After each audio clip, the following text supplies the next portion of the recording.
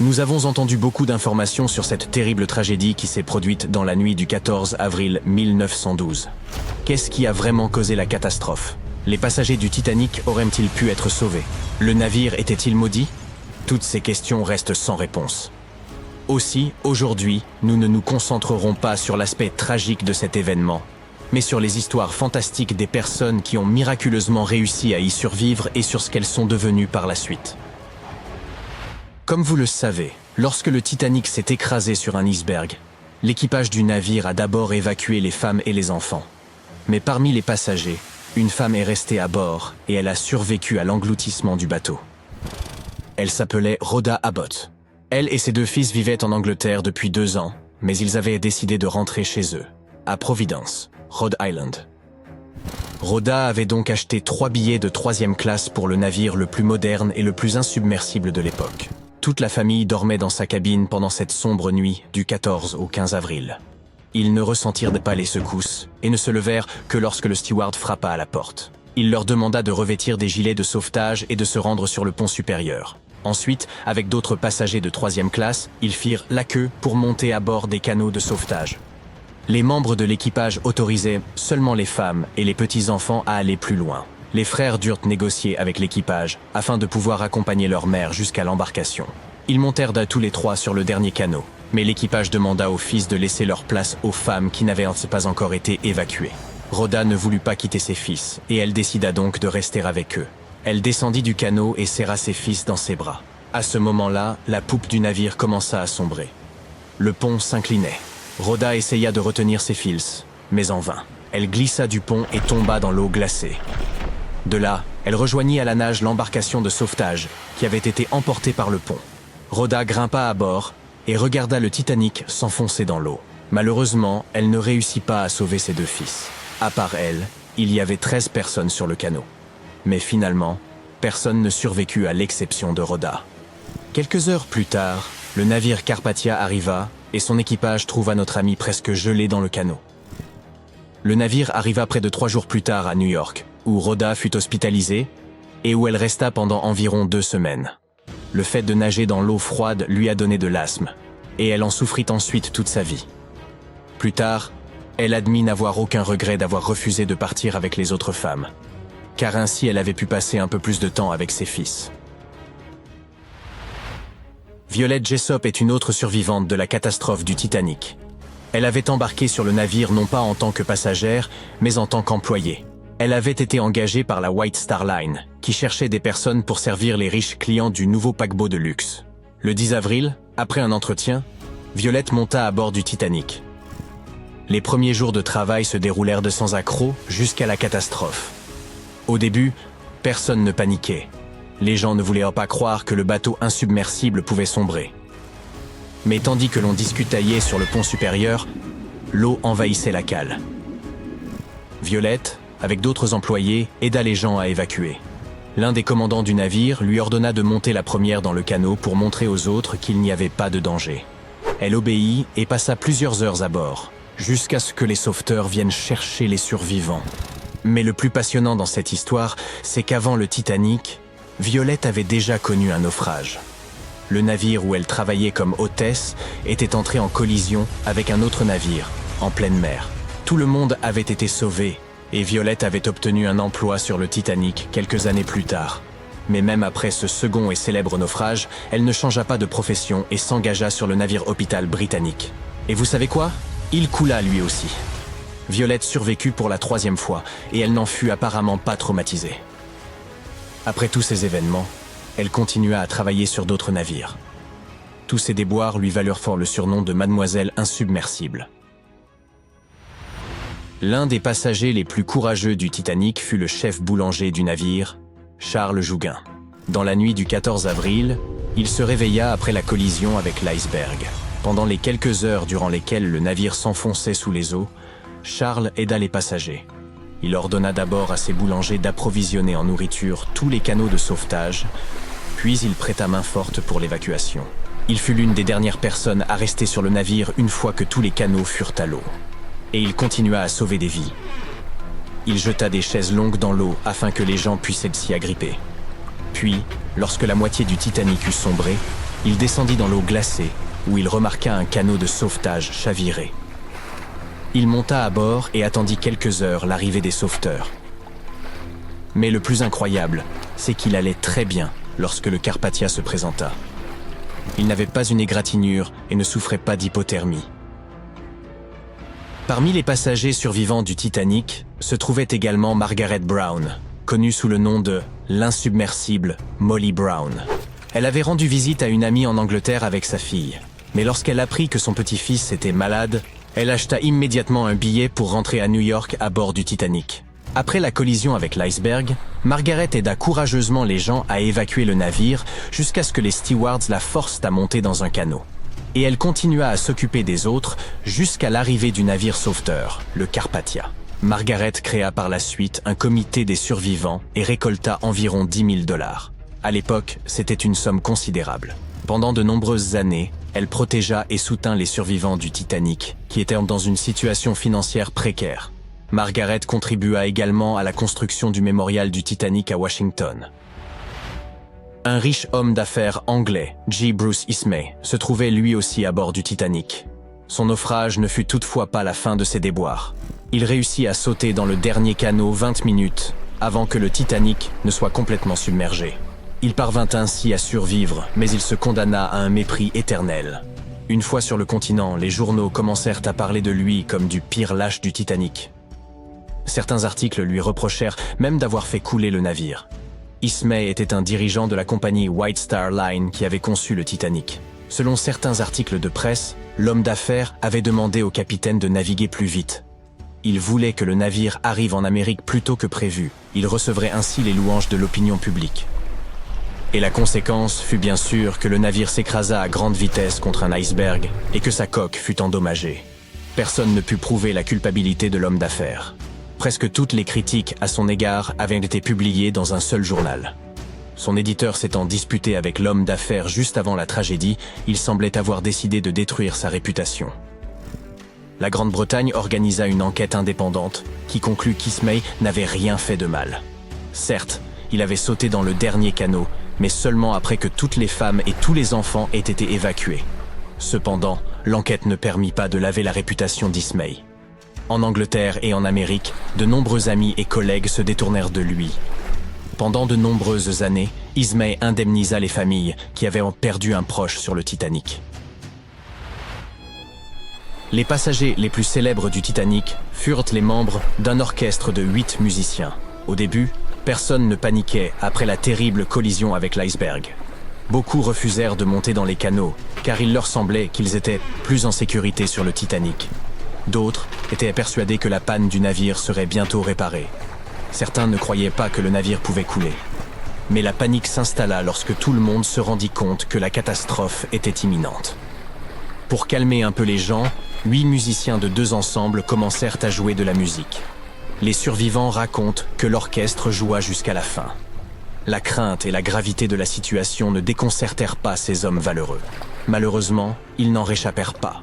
Mais leur souvenir resta à jamais gravé dans l'histoire. Et leurs instruments de musique sont aujourd'hui des objets célèbres dans le monde entier et des articles de grande valeur dans les ventes aux enchères.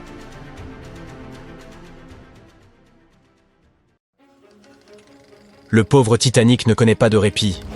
Après avoir été détruit une première fois, il subit son deuxième effondrement, sur le fond marin. Les experts pensent qu'il n'en restera plus rien d'ici 2050.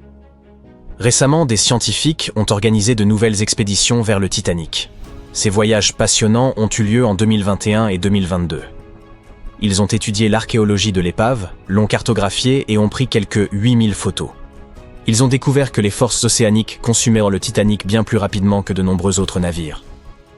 Certains bateaux gisent au fond des mers depuis des siècles et s'en sortent assez bien. Pourquoi ? Tout d'abord, comme toute autre épave, le Titanic succombe lentement à la pression et à l'eau salée. Des parties du pont Promenade se sont déjà effondrées. La baignoire du capitaine Smith est remplie de débris. Le toit lui est tombé dessus. La porte du quartier des officiers a également commencé à se désintégrer. La proue tient encore bon, enfouie sous 18 mètres de boue, comme il y a 25 ans. Mais un jour, elle connaîtra elle aussi un sort inéluctable. Certaines structures du navire pourraient durer beaucoup plus longtemps, peut-être des centaines d'années. Par exemple, les chaudières et les moteurs alternatifs. Mais les éléments plus légers, comme les rambardes et le bois, sont condamnés. Les microbes affamés sont l'une des principales causes de la dégradation accélérée du navire. Le Titanic est en train d'être rongé. Il s'avère que le Titanic possède son propre type de bactérie, appelée Halomonas titanicae. Oui, elle porte le nom du navire. Cette bactérie a été découverte dans les rusticles. C'est ainsi qu'on appelle ces formations de rouille en forme de stalactites. Elles grignotent la coque du Titanic. Les scientifiques les ont découvertes pour la première fois en 1920 lors d'une expédition sur l'épave. Ces petites bêtes rongent lentement l'acier. Elles adhèrent aux surfaces, ce qui provoque la formation de monticules de rouille en forme de boutons. Ces monticules recouvrent toute l'épave, et les rusticles poreux se dissolvent ensuite en une poudre fine. C'est comme s'ils essayaient de réduire le navire en poussière. Ajoutez à cela l'immense pression, les températures très basses, et le sel, et vous obtenez une décomposition extrêmement rapide. Mais les bactéries ne sont pas le seul problème. Deux facteurs principaux déterminent la durée de vie d'une épave après son naufrage. Le premier est l'oxygène, ou plutôt, le manque d'oxygène. Au fur et à mesure que vous descendez dans l'océan, les niveaux d'oxygène diminuent de manière significative. Étonnamment, cela ralentit vraiment le processus de décomposition. L'oxygène est très important pour la vie, et s'il n'y en a pas, de nombreux organismes ne s'en sortent tout simplement pas. En outre, certains processus de décomposition chimique, comme la rouille du fer, nécessitent de l'oxygène. C'est pourquoi les navires qui ont coulé dans des eaux peu profondes et riches en oxygène se détériorent généralement beaucoup plus vite. Le Titanic reposait dans une zone à faible teneur en oxygène, ce qui, dans un premier temps, a permis de mieux préserver sa structure. Mais il a ensuite adopté sa propre bactérie, comme un animal de compagnie. Et il s'est avéré que cette bactérie adore ces conditions à faible teneur en oxygène. Qui l'eût cru? Il y a une raison intéressante à cela. Tout au long de l'histoire, la plupart des navires, qu'ils soient en surface ou sous l'eau, ont été construits en bois. Les choses ont changé dans les années 1840.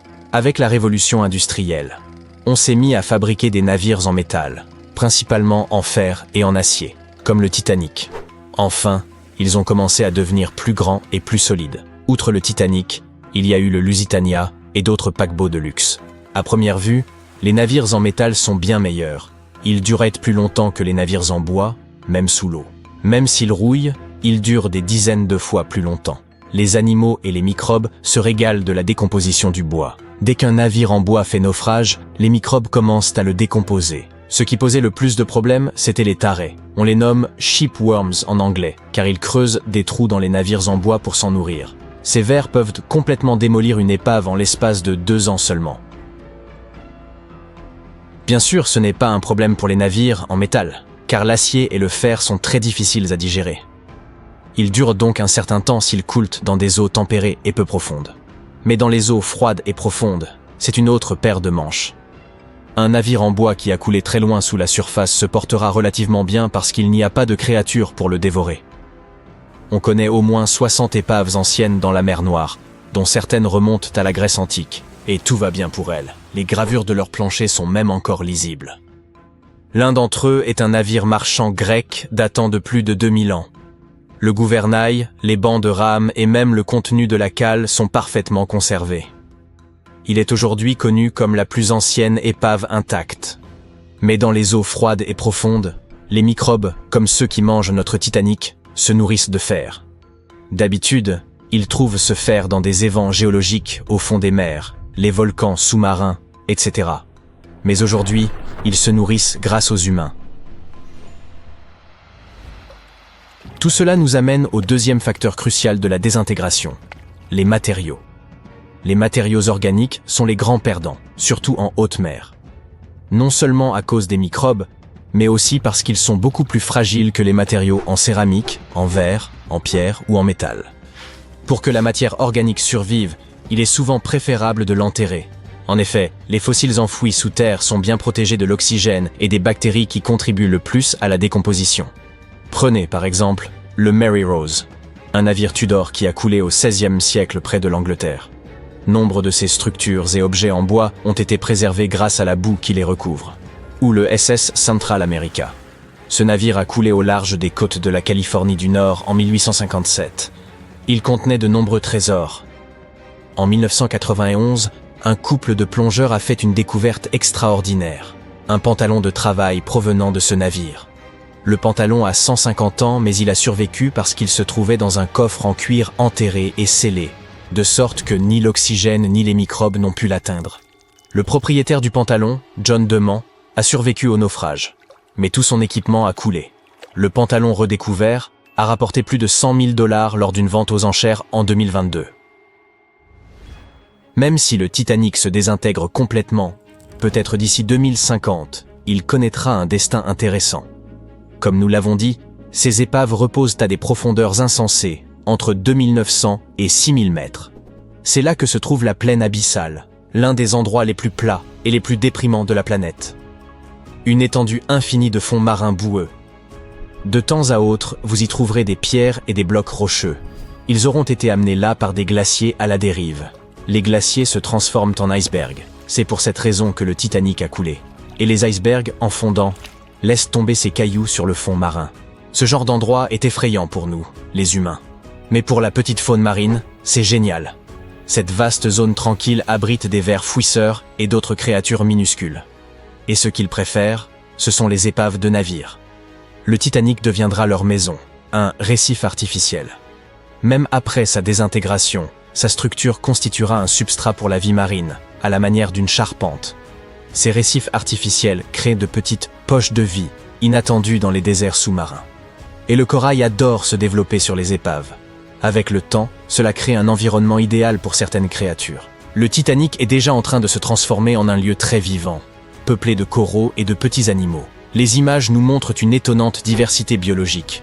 Crevettes, homards, et aussi ces étonnants grenadiers qui parcourent le site en tous sens. En tant que récif, le Titanic continuera à prospérer pendant des siècles. Les chercheurs sont impatients de pouvoir se rendre sur le Titanic à l'avenir. Ils utiliseront des technologies avancées, sonar et balayage laser, pour étudier l'épave et prendre des photos de haute qualité afin de mieux comprendre l'état du célèbre bateau. Ils sont également curieux de connaître les conditions de croissance du corail sur les épaves. Il se développe en effet généralement sur des supports naturels. Tout cela sera utile à la biologie marine ainsi qu'à l'industrie navale. Nous avons tous pleuré un peu en regardant les adieux déchirants de Jack et Rose dans Titanic. Oups, spoiler, désolé. Mais les histoires vécues lors du naufrage du célèbre navire n'en étaient pas moins touchantes. Joseph Laroche était né en 1886 à Haïti dans une famille aisée. Il y grandit sans connaître son père, mais sa mère s'y entendait en affaires et était une commerçante respectée. De plus, son oncle par alliance était à la tête du pays. Joseph parlait couramment le français, le créole et l'anglais. À l'âge de 15 ans, il avait résolu de devenir ingénieur. Mais comme il ne se trouvait pas d'école d'ingénieur en Haïti, il partit pour la France pour y faire ses études. Le voyage avait duré 83 jours. Alors qu'il était encore étudiant, Joseph fit la rencontre de Juliette dans la banlieue parisienne, par l'intermédiaire de son mentor. Ils se lièrent rapidement d'amitié, puis leur relation prit de l'ampleur. Le couple décida donc de se marier. Une seule ombre au tableau. Joseph ne parvenait pas à trouver d'emploi qualifié et décemment rémunéré, même après avoir conclu ses études, en raison du racisme qui gangrénait l'époque. Ce jeune homme intelligent se rendait bien compte qu'il pouvait espérer mieux. De plus, il lui fallait subvenir aux besoins de sa famille grandissante, car un troisième enfant était déjà en route. Son oncle, président d'Haïti, lui promit donc de lui dénicher un emploi de professeur de mathématiques. Et sa mère était ravie que son fils et sa famille retournent vivre en Haïti. Elle leur a acheté des billets de première classe pour le paquebot Le France en guise de cadeau de retrouvailles. Mais ce paquebot avait des règles stupidement strictes, qui séparaient les parents de leurs enfants pendant les repas. Les Laroche ne voulaient absolument pas infliger cela aux leurs au cours d'un long voyage à travers l'océan. Ils décidèrent donc d'échanger ces billets contre des places de seconde classe à bord du voyage inaugural du RMS Titanic. Le Titanic faisait l'objet de toutes les attentions et ne séparait pas les familles, ce qui semblait être une bonne affaire. Ils prévoyaient d'embarquer à New York sur un autre navire qui les conduirait directement à leur destination finale d'Haïti. La famille monta donc à bord du Titanic le 10 avril 1912, à Cherbourg. Ils avaient 3 jours pour profiter des luxueuses cabines, de la salle à manger, de la bibliothèque et des 3 ponts de promenade extérieure réservés aux passagers de seconde classe. Juliette envoya une lettre à son père depuis la dernière escale du navire, à Queenstown, en Irlande. Elle lui racontait en détail à quel point ils étaient satisfaits de leur logement. Ils avaient 2 couchettes dans leur cabine et un canapé qui se transformait en lit pour leurs jeunes enfants. La famille se lia même d'amitié avec quelques sympathiques passagers avec lesquels ils avaient déjà voyagé depuis Paris. Ils se croyaient jusqu'à présent les seuls Français à bord, si bien qu'ils commencèrent à s'asseoir ensemble à chaque repas. Juliette mentionna qu'ils avaient tout passé de merveilleux moments ensemble sur le pont du paquebot. Elle écrivit aussi que les gens à bord étaient généralement bienveillants, bien que certaines sources, en raison de leurs origines, aient affirmé le contraire. C'est dans la nuit du 15 avril que leur passionnant voyage s'acheva brusquement. Bien que les radiotélégraphistes du Titanic aient été avertis de la dérive des glaces par les navires voisins, le paquebot continua à avancer à plein régime. Il était environ 23h40 lorsque la coque du Titanic finit par heurter un iceberg à environ 600 km des côtes de Terre-Neuve. Le navire, pratiquement insubmersible, était gravement dépourvu de canaux de sauvetage, la moitié seulement de ses 2200 passagers pouvant y prendre place. Le navire le plus proche, le Carpathia, était alors bien trop éloigné pour lui venir en aide. Un steward réveilla la famille Laroche et l'emmena au canot de sauvetage, comme Juliette s'en souviendrait plus tard. Elle ne parlait pas un mot d'anglais, et tout ce qui se passait lui paraissait d'autant plus effrayant.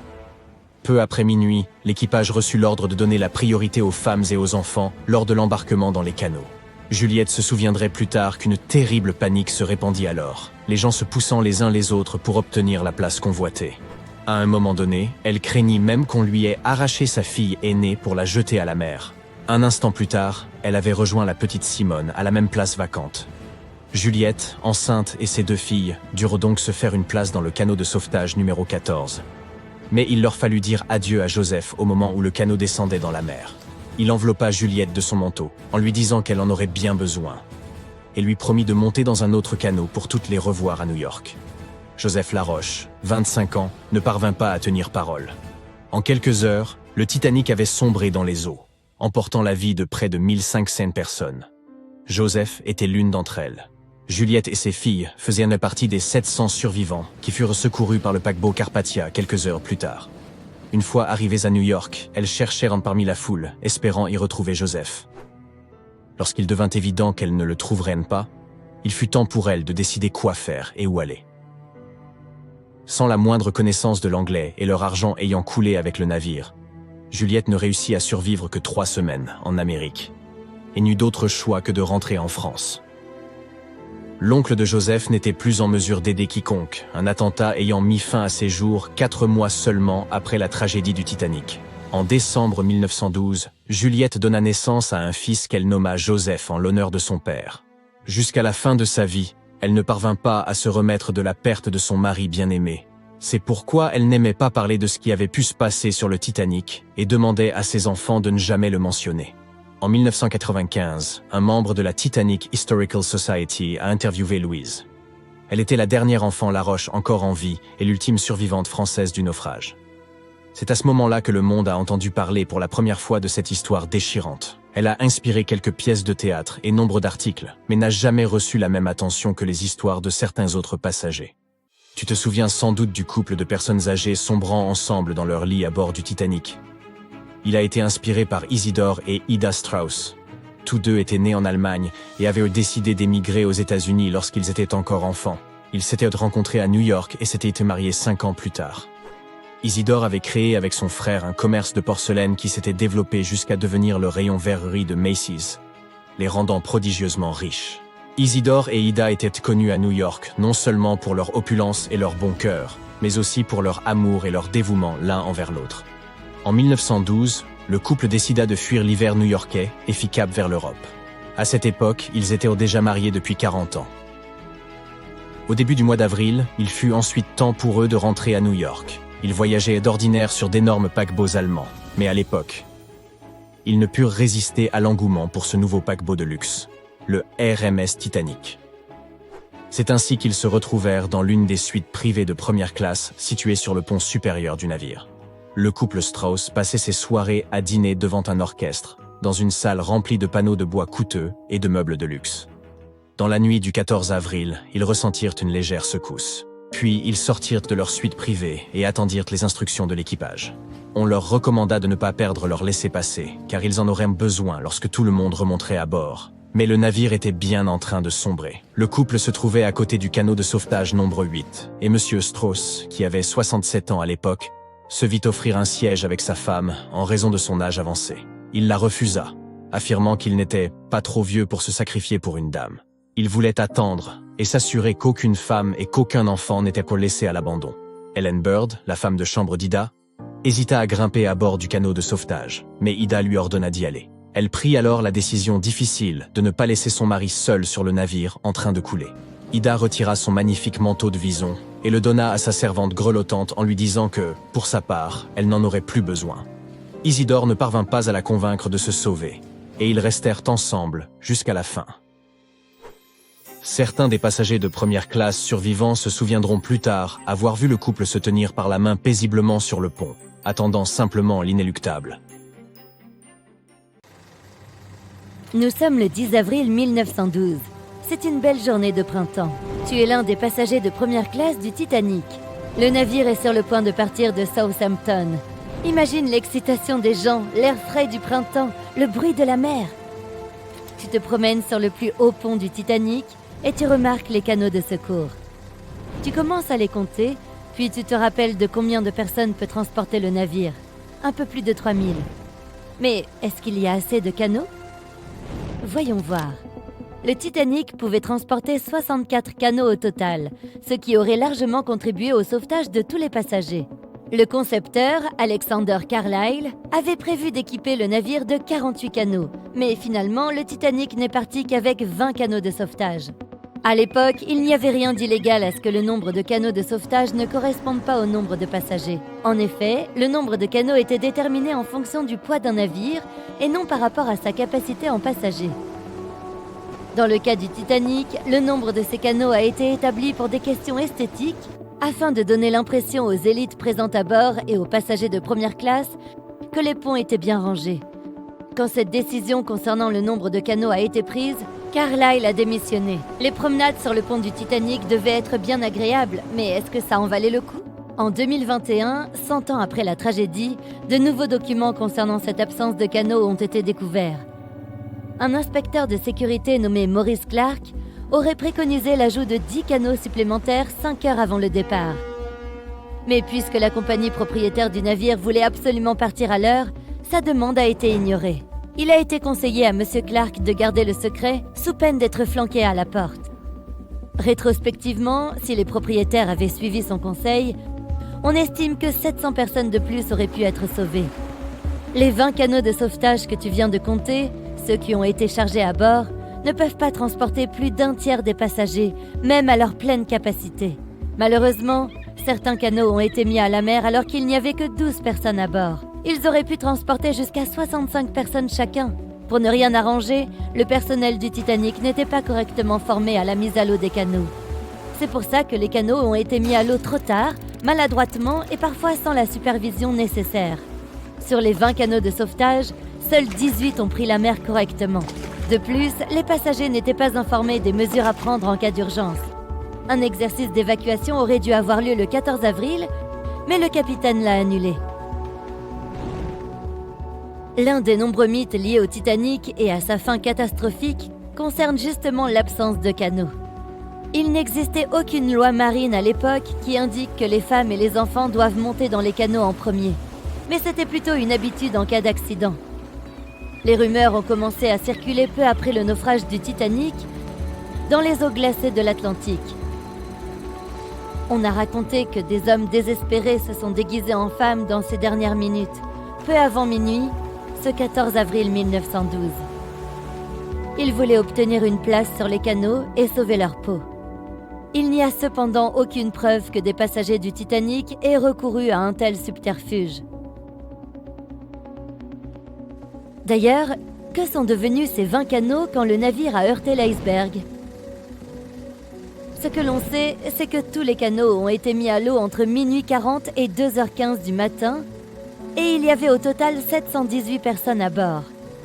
Lorsqu'elles ont été secourues par le RMS Carpathia vers 4h, seules 705 personnes étaient encore en vie. L'équipage du RMS Carpathia a mis plus de 4h30 pour repêcher tous les passagers et 13 canots de sauvetage. Le Carpathia ne pouvait pas en embarquer plus. Le reste des canots sans passagers a été laissé à la dérive. Les canots récupérés ont été rendus à la White Star Line, la compagnie maritime britannique qui exploitait le Titanic. Bizarrement, après avoir été rendus, ces canots ont apparemment disparu des registres officiels. La dernière image existante des 13 canots de sauvetage restants remonte à leur déchargement dans le port de New York. Malheureusement, et non sans une certaine ironie, c'est là que le Titanic aurait dû se trouver le 18 avril 1912. Les canots de sauvetage ont été débarrassés de tout type d'identification qui aurait pu rappeler le Titanic. Certains pensent que ces canots ont été détruits. Mais est-ce vraiment le cas ? Le destin d'une embarcation en particulier a été source de débat. Le canot pliable A, le dernier à quitter le navire, a été récupéré par la RMS Océanique un mois après le naufrage. Il se trouvait alors à plus de 320 km du lieu de l'accident. On a retrouvé dans ce bateau une alliance sur laquelle étaient gravés les mots « Pour Gerda, ton Edward ». Un triste présage pour un couple disparu en mer après avoir réussi à se sauver du Titanic. Ce couple a été successivement identifié. Il s'agissait d'Edward et Gerda Lindell, un couple parti de Suède qui allait s'installer aux États-Unis. Selon certains témoignages, M. Lindell aurait réussi à monter dans le canot pliable A, mais pas sa femme. Aucun des deux n'a été retrouvé et l'alliance a été renvoyée au père de Gerda. La découverte du canot pliable A a été documentée par des photos prises par l'équipage du RMS Océanique et par un compte-rendu détaillé écrit à la main par un passager. Tous les témoins racontent que le bateau ressemblait plus à un morceau de bois porté par les vagues qu'à une embarcation. Le premier canot du Titanic mis à la mer était le canot 7. Il a été surnommé le canot millionnaire. On raconte que les 12 passagers à bord auraient soudoyé l'équipage pour que le canot soit tout de suite mis en sécurité, empêchant ainsi que d'autres passagers y montent. En 2015, certains objets découverts à bord de ce canot, comme le menu du déjeuner, un billet et une lettre d'un des passagers, ont été mis aux enchères par un commissaire-priseur de New York. Peu après la catastrophe du Titanic, tous les navires ont reçu l'obligation d'avoir assez de canots de sauvetage pour tous les passagers et l'équipage.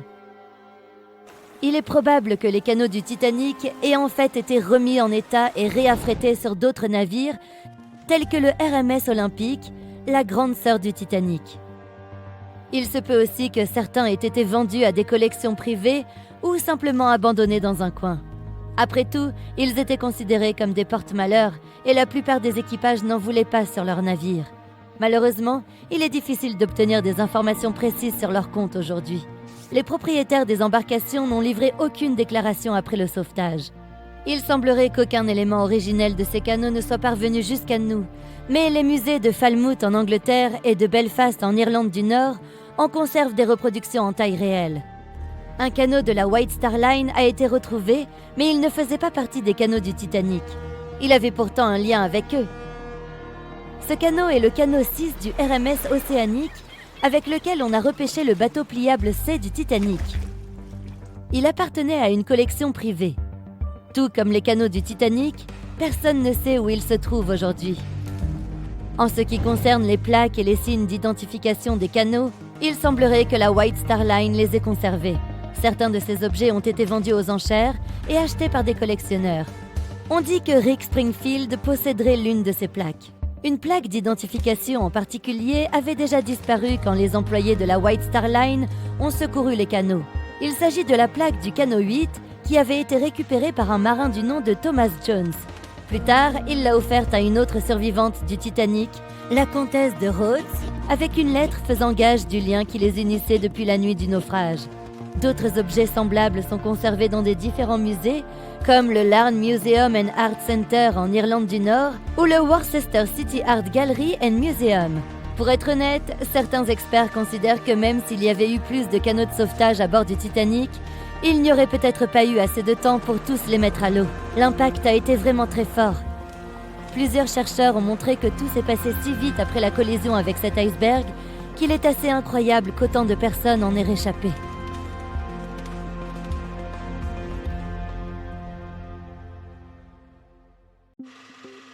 On connaît le Titanic par des histoires, et aussi par un film. Maintenant, nous en avons même un scan grandeur nature. Et non, il ne s'agit pas d'un de ces anciens modèles qui nous faisaient nous demander à quoi le navire ressemblait vraiment.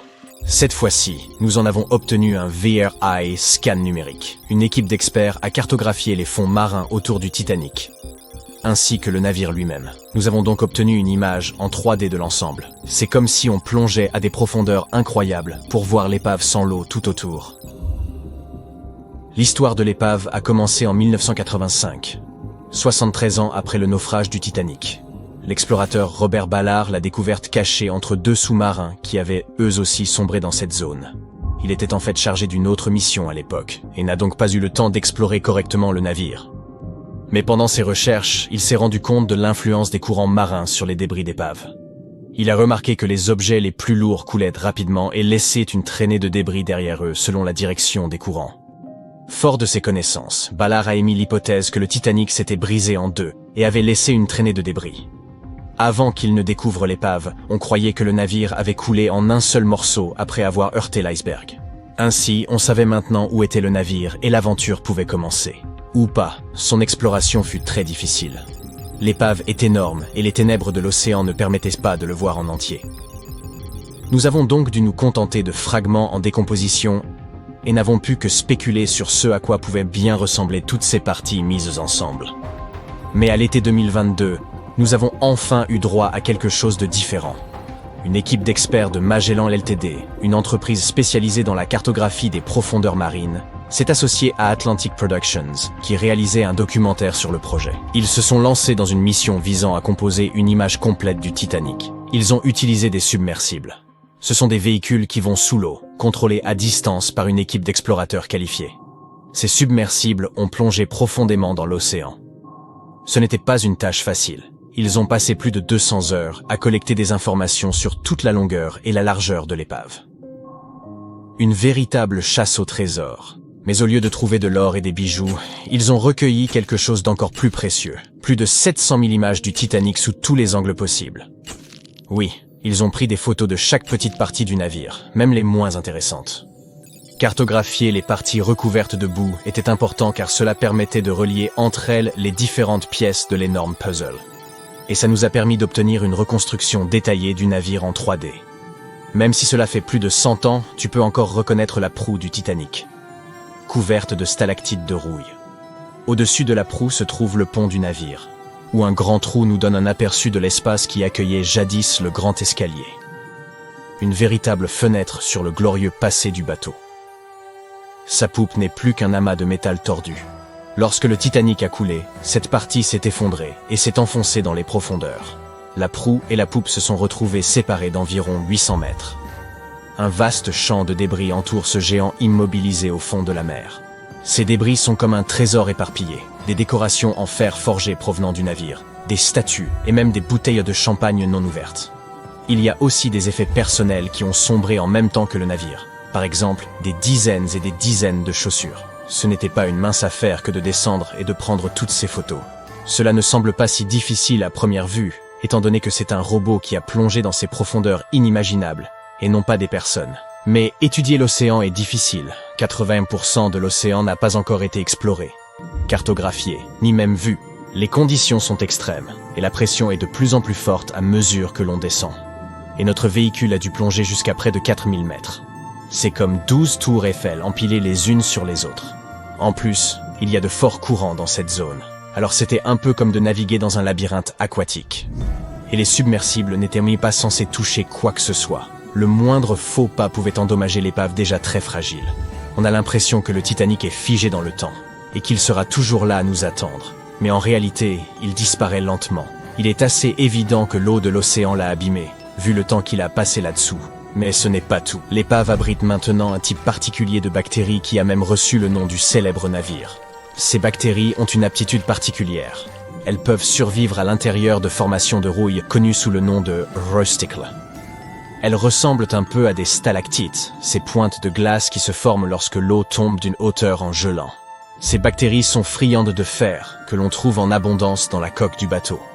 Un véritable buffet pour ces créatures. Et au fil du temps, ces bactéries continueront à ronger le fer du bateau, petit à petit, jusqu'à ce qu'un jour, le festin prenne fin avec la disparition du navire. C'est comme un processus de recyclage lent mais régulier. Ainsi, ce modèle 3D que nous avons obtenu grâce au travail acharné des chercheurs et à la technologie arrive au bon moment. Car nous ne savons pas combien de temps il nous reste pour explorer l'épave. Et cela pourrait nous permettre de mieux comprendre la collision entre le Titanic et l'iceberg.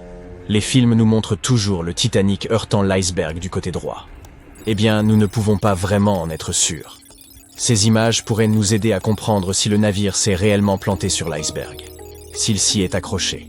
Nous pouvons étudier la poupe et analyser la façon dont le Titanic a heurté le fond marin. Cela nous aidera également à comprendre ce qui s'est réellement passé pendant le naufrage. Peut-être aurons-nous la chance de découvrir si c'est vraiment un violent incendie qui a scellé le destin du Titanic. Selon une théorie, un feu aurait fait rage pendant 3 semaines avant que le navire n'effectue son premier et dernier voyage. Cela aurait affaibli sa coque, ce qui signifie que le plus gros du travail était déjà fait. L'iceberg n'aurait fait que lui donner le coup de grâce. Et s'il y a même eu un iceberg, comme certains se le demandent. Selon une autre théorie, le Titanic aurait en fait heurté une masse de glace dérivante au lieu d'un iceberg. La banquise est constituée de grandes plaques de glace qui flottent près de la surface de l'océan et qui peuvent donc être difficiles à repérer. Ils pensent que cette masse a pu dériver dans l'Atlantique depuis l'océan Arctique. Selon un marin professionnel qui défend cette idée, si le Titanic avait heurté un iceberg ordinaire, le navire aurait coulé beaucoup plus rapidement qu'il ne l'a fait. Et comme le Titanic a réussi à rester à la surface pendant une période relativement longue, près de 3 heures, il s'agissait peut-être d'un type de collision différent. Il a également dit que les témoignages des personnes présentes étaient parfois contradictoires. Il pense que ces différences seraient dues à des illusions d'optique. Lorsque les gens regardaient l'océan cette nuit-là, la façon dont la lumière se reflétait sur l'eau, ainsi que les conditions particulières à ce moment, ont pu leur donner l'impression que certains objets étaient plus proches qu'ils ne l'étaient en réalité. Ainsi, ils ont peut-être vu autre chose que ce qui était réellement sous leurs yeux. Un iceberg ou autre chose. Des jumelles auraient pu aider les membres de l'équipage à repérer le danger potentiel, mais malheureusement, ils n'en avaient pas. Il semble qu'elles se trouvaient dans une armoire dont personne, apparemment, n'avait la clé. Personne n'aurait jamais pu imaginer que l'insubmersible Titanic entrerait en collision avec un iceberg, à l'exception d'un homme, William Thomas Stead. Enfin, pas comme ça, d'un coup, bien entendu. Ce n'est pas comme s'il s'était réveillé en sursaut un beau jour en imaginant le désastre du Titanic. Il a plutôt écrit une nouvelle édifiante, intitulée « Comment le paquebot postal sombrera au milieu de l'Atlantique par un survivant le 3 mars 1886 », soit 26 ans avant le naufrage du Titanic. Récapitulons brièvement.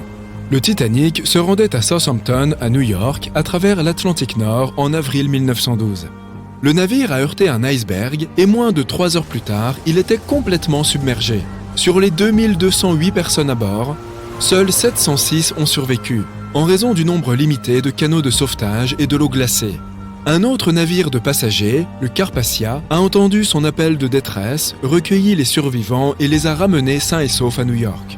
La nouvelle écrite par William Stead raconte l'histoire de Thomas, un marin britannique, qui monte à bord d'un paquebot à destination des États-Unis. À un moment donné, le protagoniste se rend compte qu'il n'y a pas assez de canaux de sauvetage pour tout le monde à bord du navire, au cas où quelque chose se produirait. Quelques jours plus tard, un épais brouillard cache toute visibilité. Le navire joue clairement de malchance, puisqu'il entre en collision avec un vaisseau errant, tout comme le Titanic a heurté son iceberg. Seuls 200 des 916 passagers parviennent à atteindre les États-Unis sains et saufs. Le personnage principal réussit néanmoins à survivre en sautant à l'eau et en grimpant dans l'un des canaux de sauvetage. On pourrait penser que cette histoire aurait incité tous les armateurs à ajouter des canaux de sauvetage supplémentaires sur les navires. Mais malheureusement, elle a reçu très peu d'attention lors de sa publication. Encore plus tragique, William Thomas Stead se trouvait à bord du Titanic lorsqu'il a coulé, et il n'a pas survécu. Les survivants qui avaient fait la connaissance de Stead ont mentionné que c'était un homme affable qui aimait beaucoup discuter pendant les repas. Il admirait la conception du navire et louait sa robustesse. Des témoins ont également relaté qu'il s'était montré digne d'éloges alors que le navire sombrait, en cédant son gilet de sauvetage à un autre passager. Journaliste de métier, il se rendait à New York pour une cérémonie. L'une de ses plus importantes contributions au journalisme moderne aura été l'emploi d'illustrations dans chacun de ses articles. Il a également introduit les interviews de presse qui sont encore utilisées aujourd'hui, de même que les illustrations.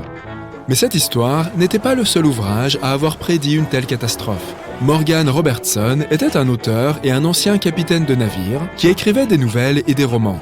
Son œuvre la plus remarquable est Le naufrage du Titan. Elle est également connue sous le nom de Futility. Le livre a été écrit en 1898, soit 14 ans avant le Titanic. Il s'agit d'une fiction relatant l'aventure du Titan, un paquebot similaire au Titanic, qui traverse l'Atlantique Nord. Par une incroyable coïncidence, le Titan est aussi rapide que le Titanic et partage de nombreuses autres similitudes avec lui, comme sa taille ou sa conception. Le livre le décrit comme insubmersible et comme le plus grand navire à jamais fendre les mers. Et c'est aussi ce que l'on disait du Titanic. Une autre similitude étrange est le nombre limité de canaux de sauvetage dont il dispose. L'histoire se déroule en avril, et c'est à ce moment-là que le Titanic a justement commencé son voyage et heurté un iceberg.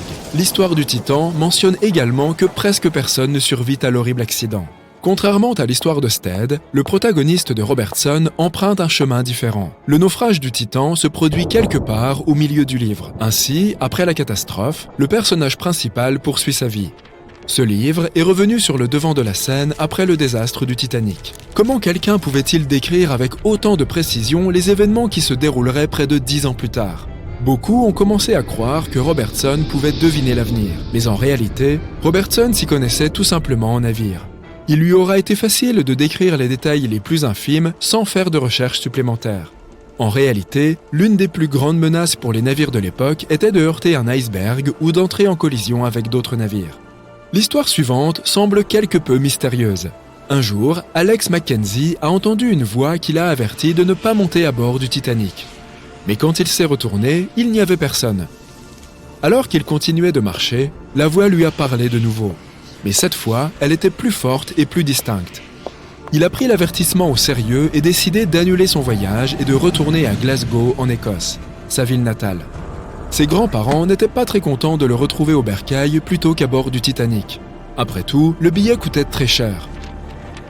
Cette déception s'est très vite dissipée lorsqu'ils ont appris que le navire avait heurté un iceberg. John Coffey était membre de l'équipage du Titanic, mais il a décidé d'abandonner le voyage lorsque le paquebot s'est arrêté dans sa ville natale de Queenstown, en Irlande. Sa voix intérieure lui a dit de quitter le navire, ce qu'il a fait. Il n'avait que 23 ans à l'époque. Et pour quelqu'un de son âge, ça aurait pu être un coup de pouce majeur à sa carrière et une occasion de s'épanouir. Toutefois, cette horrible tragédie n'a pas empêché notre homme de signer à bord du RMS Mauritania, quelques mois seulement après le naufrage du Titanic. Tu parles d'un engagement.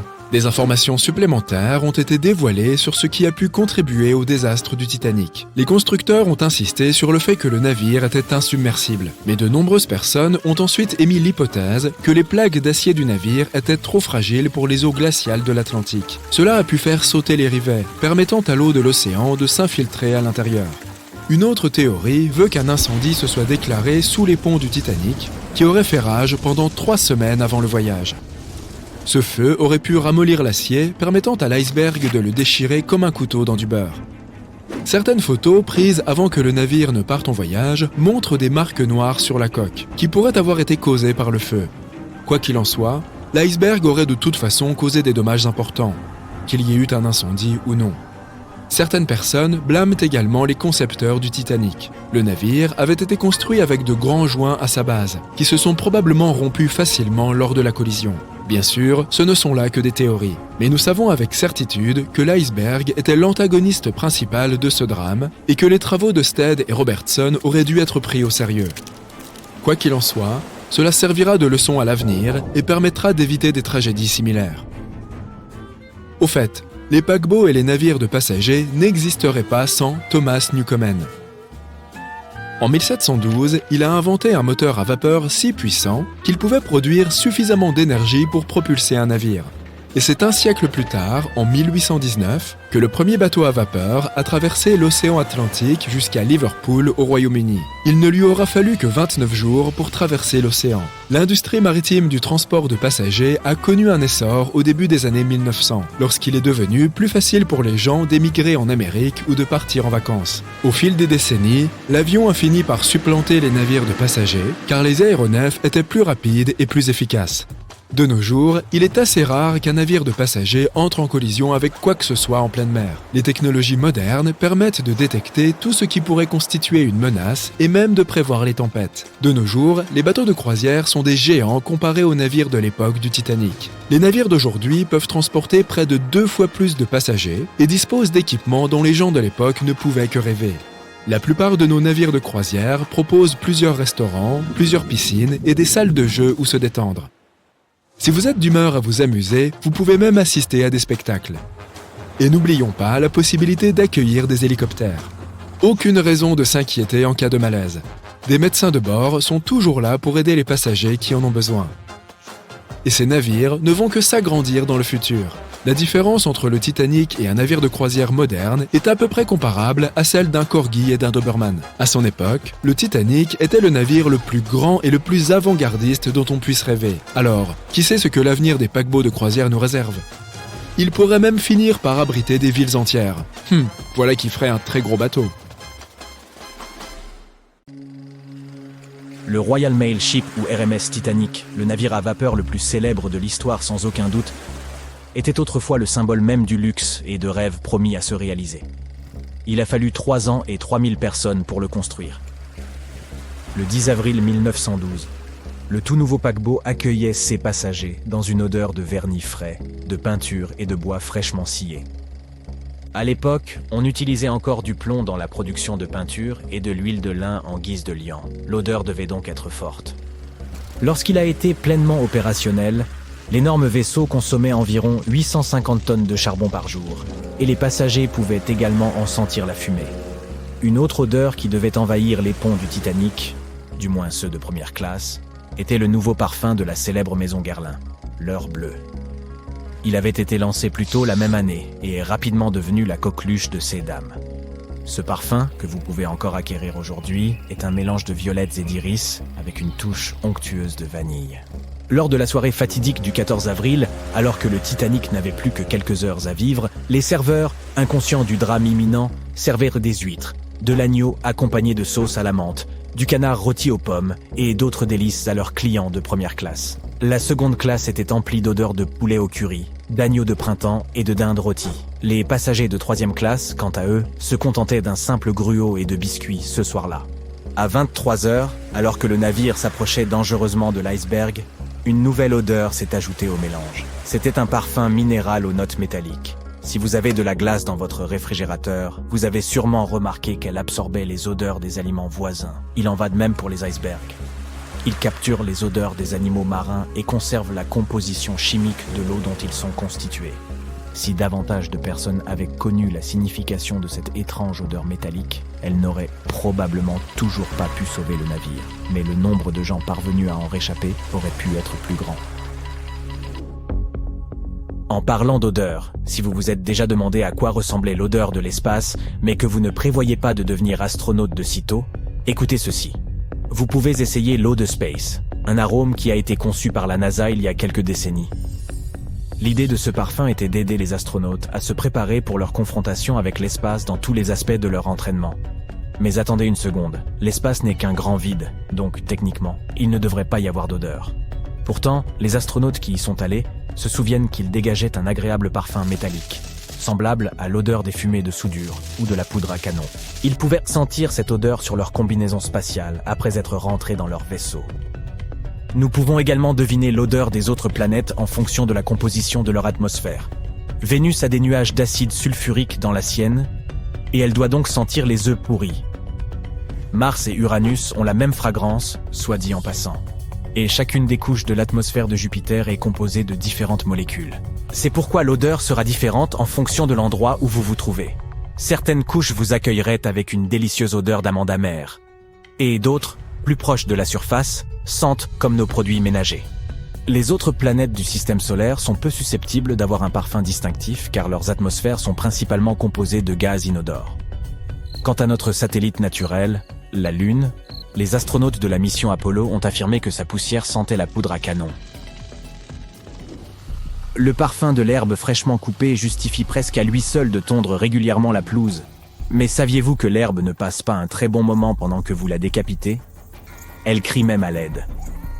Et parce que l'herbe ne peut pas crier à haute voix, elle exprime son inconfort en libérant un mélange de molécules volatiles odorantes. Elle fait cela pour se protéger des insectes. Les chenilles et d'autres créatures similaires adorent grignoter ces délicieuses friandises végétales. Lorsque vous tondez l'herbe, cela libère de l'acide jasmonique, entre autres choses. C'est une sorte de signal pour les guêpes parasitaires qu'il y a une chenille à proximité. Les guêpes s'occupent de ces agresseurs et l'herbe peut continuer à croître joyeusement par la suite. Du point de vue de l'herbe, la tonte n'est pas si différente d'une attaque d'insectes. Alors, elle se protège du mieux qu'elle peut. La pluie a une forte odeur, facilement reconnaissable et connue sous le nom de pétrichor. Mais d'où vient-elle ? Il se trouve que certaines plantes sécrètent des huiles pendant la sécheresse. Les roches et le sol accumulent CS composés d'huile, et lorsque les gouttes de pluie s'infiltrent, elles se mélangent à l'eau et sont libérées dans l'air. Parfois, ces huiles se combinent avec d'autres molécules produites par les bactéries vivant dans le sol.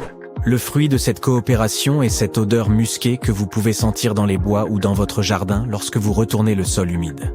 L'ozone contribue également à l'odeur de la pluie, surtout après les orages. Cela se produit lorsque la décharge électrique d'un éclair sépare les atomes d'oxygène et d'azote dans l'atmosphère, et qu'ils se recombinent par la suite en ozone. Une théorie soutient que nous apprécierions cet arôme de pluie parce qu'il est gravé dans notre cerveau. Nos différentes cultures ont toujours associé la pluie à un bienfait, et nous pourrions avoir hérité de cette perception. Amateurs de chocolat, auquel j'appartiens moi-même, voilà qui est pour vous. Il existe des fleurs qui sentent exactement comme votre friandise préférée. C'est le produit d'une plante tropicale, après tout. Et puisqu'il est impossible de recréer exactement la fragrance magique du chocolat dans un parfum, vous pouvez planter des fleurs chocolat, autrement connues sous le nom de Berlandiera lyrata, dans votre jardin. Ces fleurs ressemblent à des marguerites aux pétales jaunes entourant un pistil rouge profond. Lorsque vous cueillez ces pétales, la fleur libère ce délicieux parfum que nous aimons tant. Les feuilles et les branches de la plante dégagent également le même. Si vous êtes intéressé, vous pouvez trouver cette fleur dans les sols secs d'Arizona, du Texas, du Colorado et d'autres États ayant des climats similaires. Elle fleurit toute l'année et son arôme est le plus fort lors des journées les plus chaudes. Le chat-ours asiatique, également connu sous le nom de binturong, ne semble pas seulement trop mignon, mais il sent aussi comme le popcorn au beurre. Les binturong préfèrent rester seuls et utilisent cet arôme pour marquer leur territoire et trouver de possibles partenaires pendant la saison des amours. Les scientifiques ont essayé de percer le secret de leur parfum inhabituel et ont suggéré qu'il pourrait provenir des sécrétions de glandes situées sous la queue de l'animal. Des recherches ultérieures ont montré que cette odeur de popcorn provenait en fait de son urine. Après que l'animal a répondu à l'appel de la nature, il laisse une trace odorante dans les arbres avec sa queue qui en est souvent trempée.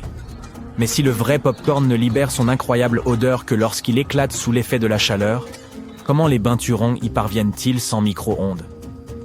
La réponse pourrait se trouver dans leur alimentation ou, plus probablement, dans les bactéries qui entrent en contact avec les fluides corporels de l'animal. Le durian est un fruit populaire d'Asie du Sud-Est, dont le parfum plaît à certains, mais qui pour la majorité ressemble à un mélange d'oignons pourris et de chaussettes sales.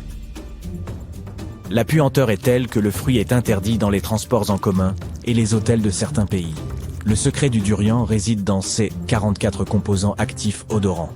Le mélange est si complexe que vous ne pouvez jamais prédire à quoi il va sentir. Et malgré cette horrible odeur, le durian est considéré comme un mets délicat et est principalement utilisé pour préparer des plats sucrés comme des gâteaux et des friandises. Un incident malodorant impliquant du durian s'est un jour produit dans une bibliothèque australienne. L'odeur de fruits pourris, oubliée dans un placard, s'est répandue dans tout le bâtiment via le système de climatisation. On a pris cela pour une fuite de gaz et il a fallu évacuer environ 500 étudiants et leurs enseignants. Eh bien, on peut dire que ça pue. Et enfin, si vous avez déjà visité des sources thermales naturelles ou été voir des geysers, vous n'oublierez jamais cette odeur du sulfure d'hydrogène ou, de manière moins poétique, de pourri. Ce n'est en réalité pas seulement désagréable, mais aussi hautement inflammable. Cependant, cela peut aussi s'avérer très utile. La plupart des ménages en Islande utilisent ces sources géothermiques pour en exploiter l'eau chaude. Bien que ça ne sente pas la rose, elle est tout à fait potable, et l'odeur ne reste pas sur vous après avoir pris une douche. Voilà, tout est dit. Au départ de son voyage fatidique, le Titanic pesait environ 52 000 tonnes. Mais alors, comment ont-ils réussi à le mettre à l'eau ? La première étape consiste à trouver des tonnes de savon et de graisse naturelle. La seconde étape consiste à en déverser partout sur la rampe devant le Titanic, comme un monstre ventre-glisse. Ils appliquent même de la graisse sur l'extérieur du navire pour s'assurer qu'il ne soit pas rayé, cabossé ou même fissuré. Le Titanic a alors doucement glissé dans l'eau et les ouvriers et les propriétaires ont poussé un soupir de soulagement. Au moins, cette étape-là s'est bien passée. En Égypte, lorsqu'ils ont construit le barrage d'Aswan, ils ont dû déblayer une immense zone pour le nouveau lac artificiel. Près de 100 000 personnes ont dû déménager de chez elles. Et c'était la partie facile. Les ingénieurs ont dû essayer de déplacer 2 énormes temples de l'Égypte ancienne pour ne pas risquer de les perdre à jamais sous l'eau. La réponse ? Des milliers d'ingénieurs et de constructeurs. Les temples ont été construits dans une montagne, alors ils ont d'abord dû les détacher à l'aide de bulldozers et de marteaux-piqueurs. Puis ils ont dû tout démonter, comme s'il s'agissait d'un énorme projet Lego. Des statues, des toits, des murs, des sculptures. Un joli ensemble de Lego. Ensuite, ils ont divisé les temples en petits morceaux, plus de 1000. Chacun de ces morceaux avait le même poids que 3 éléphants. Alors, où ont-ils reconstitué le tout ? Sur la même montagne, juste 60 mètres plus haut. Il a fallu 5 ans et près de 300 millions de dollars en monnaie actuelle. Je pense que même les pharaons auraient été impressionnés. Maintenant, disons que tu as soif et que tu prends un verre d'eau. Mais d'où provient cette eau ? En Arabie Saoudite, elle provient de la mer. Il suffit de se débarrasser du sel, rien de plus. Cela nécessite un évaporateur. La machine de l'Arabie Saoudite fournit de l'eau douce à 300 000 personnes, ce qui n'est pas mal pour un si grand désert. L'évaporateur pèse 5000 tonnes et il est énorme, aussi grand que 10 terrains de basket. Ils ont loué un bateau spécial pour le transporter du Vietnam à l'Arabie Saoudite, mais même celui-ci était trop petit. Après avoir agrandi le navire et réussi à traverser le continent, l'évaporateur s'est finalement posé au Moyen-Orient. Ensuite, ce fut facile. Il n'y avait plus qu'à prendre 30 semi-remorques et à tirer. Très impressionnant, mais la plus grande chose qui ait jamais bougé sur Terre est nettement plus grande. Essaie d'entrer dans la plateforme de production de gaz norvégienne Troll A. Elle pèse plus que le Titanic et est bien plus grande que l'Empire State Building. Mais les ingénieurs n'ont pas eu froid aux yeux, même s'ils devaient traîner cette chose à 190 km du rivage. Ils l'ont accrochée à 10 puissants bateaux et l'ont traînée pendant une semaine. La fabrication de cette chose a coûté $1 milliard. Il fallait donc être vraiment prudent. Les bateaux l'ont tirée dans toutes les directions pour la maintenir stable, puis se sont dirigés lentement vers la mer. Une fois sur place, ces 4 puissantes fondations ont été fixées avec du béton, à peu près autant qu'il en faudrait pour construire 200 000 maisons. Cette portion de la mer peut être assez agitée, alors ils ont dû assurer qu'elle ne bougerait pas du tout. Le gaz naturel peut s'enflammer, même en pleine mer. Ok, disons que tu dois quitter la ville, mais tu es habitué à vivre dans ta maison. Ta grande cuisine, ta douce cheminée. Pas de problème. Emporte ta maison avec toi. Il y a environ 500 ans, un architecte italien était en train de construire le bâtiment administratif de la municipalité, mais le clocher de l'église locale entravait le déroulement des travaux. La solution fut de soulever la tour et de la déplacer. L'architecte a construit un cadre en bois autour de la tour et l'a déplacé en utilisant des cordes, des blocs et beaucoup de force humaine. Depuis lors, beaucoup de bâtiments ont été déplacés, mais ce qui a été réalisé en Chine a tout changé. En 2004, les ingénieurs ont déplacé le bâtiment du Fougang d'environ 36 mètres. C'était le bâtiment le plus lourd qui ait jamais été déplacé. Mais cela n'a pris que 11 jours. Ils ont travaillé jour et nuit pour que cela aille aussi vite. Il y a 10 000 ans, une météorite est tombée sur le Groenland. C'était la seule source de fer pour la population locale. Les gens se sont mis à casser des morceaux pour fabriquer des couteaux, des harpons, des pointes de flèches et même des bijoux. Plutôt pratique, hein ? Au fil du temps, les habitants du coin ont brisé la météorite, nommée Cape York, en une multitude de morceaux. L'explorateur de l'Arctique, Robert Peary, voulait ramener le plus gros des morceaux aux États-Unis. Mais comment déplacer 30 tonnes de roches spatiales sans camion ni route pavée ? En plus, cela se passe en 1897 et il fait un froid glacial. Il a fallu 3 ans pour cela, mais il a réussi. Il a fini par construire un chemin de fer avec une plateforme spéciale pour le tirer jusqu'à la rive la plus proche. C'était le premier et le dernier chemin de fer du Groenland. Peary a vendu la météorite pour $40 000. De nos jours, cela représenterait environ $1 million. En 2012, l'artiste Michael Heiser a érigé un bloc de 340 tonnes au-dessus de l'entrée du LA County Museum of Art. Il l'a appelé Levitating Mass. Il a été facile de l'installer, mais de la faire venir, pas tant que ça. Ils ont dû utiliser une remorque de 90 mètres et 6 camions différents. Il ne roulait que la nuit sur une distance de 60 km à travers 22 villes. Le plus fou, c'est que ça a fini par coûter 10 millions de dollars. Le navire suédois Vasa, qui a été construit il y a environ 400 ans, était presque une célébrité. Les gens étaient étonnés de sa taille, sa belle décoration et ses sculptures en or. La première fois qu'il a pris la mer, il a coulé. Mais pourquoi ? Un coup de vent. Oups. Quoi qu'il en soit, il y a environ 80 ans, ils ont décidé de le ressortir. Un des plans proposés consistait à le remplir de balles de ping-pong et à le congeler dans un bloc de glace. Mais au lieu de cela, ils ont simplement attaché des cordes autour et ont utilisé 18 ascenseurs pour le traîner sur les fonds marins jusqu'à une zone peu profonde. À partir de là, il a été assez facile de le tirer, car il était principalement fait de bois, sans beaucoup de métal. Le navire a bien sûr survécu grâce à l'eau de mer froide et a même flotté tout seul. La navette Endeavour a effectué 25 missions dans l'espace et en 2012, la NASA a décidé qu'elle méritait une pause. Sa maison de retraite est le California Science Center. L'énorme navette a été chargée sur des remorques et a traversé Los Angeles à la vitesse incroyable de 3 km/h. C'était la première et probablement la dernière fois qu'un vaisseau spatial traversait une grande ville. Ils ont dû dégager une voie assez large et ont fini par abattre beaucoup de choses encombrantes, comme des lampadaires, des feux de circulation, des lignes électriques et même plus de 400 arbres.